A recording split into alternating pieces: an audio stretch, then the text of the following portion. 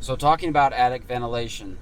So the most common way to ventilate your attic is to have passive attic vents on top of your roof, and then underneath your eaves you have soffit vents. And the idea is that the soffit draws the air in and it exits out the attic vents.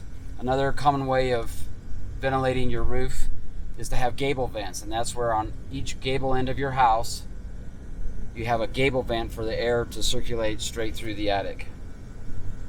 And then there's a couple variations. Sometimes instead of having attic vents, they'll put ridge vents on top of the ridge, and they'll use the same soffit vents to create the draw. What you don't want to have happen, this is critical, is you don't want to have a mixed system where you have a combination of those three different ventilation systems. Because what happens when you mix your system, what can happen is a vent that's meant to exhaust air will instead draw air in.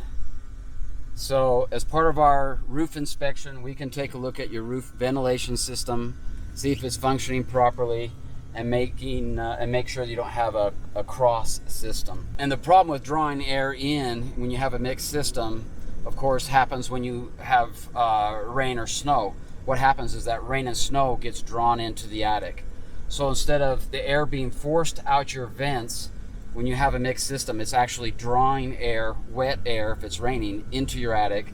And we've had cases where homeowners have garbage bags full of snow in their attic that you take out with garbage bags. So it can be a real problem if not done right.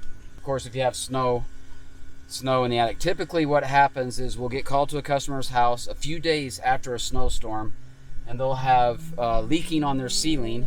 And this is a bright sunny day and they've got water dripping down their ceiling, but it's been a few days since a snowstorm. When that happens, we always know what happened is they had rain or snow drawn into their attic, and then a few days later it starts to melt and it starts coming through the ceiling. So in those cases, it's a matter of fixing their ventilation system. Another thing that can happen is that you use your soffit vents underneath your eaves for draw. Well, if the homeowner has someone come and blow in insulation and they cover up your soffit vents with insulation, now you have no draw. So what happens in those cases is the attic vents, they're on top of the roof, start drawing air in from each other, and there again, that's where you get the snow and rain getting drawn into your attic.